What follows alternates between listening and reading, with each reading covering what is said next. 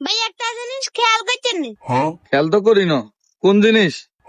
ভাগ্য বালা মোবাইল চালাইতে অক্টেন আর পেট্রোল লাগে না, নইলে আঙ্গ মতো উলুকা পাগলে হাগলে কান্দে বস্তালে ঘুরন লাগলো। আর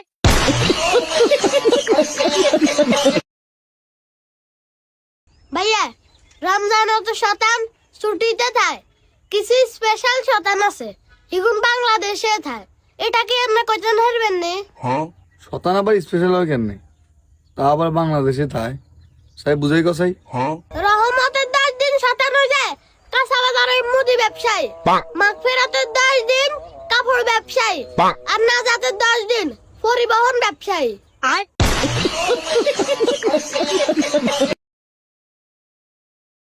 ভাইয়া সেরিয়ার ইফতারের সময় দিন আমরা একটা সালাকি করি, এটা কি আপনি খেয়াল করছেন নি?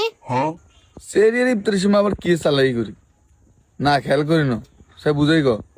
সেহেরির সময় অন্য কোন মসজিদে আজান দিলে আমরা কই না আরো দুগা খাই লই, আঙ্গ মসজিদে তো হবে আজান দেয় না।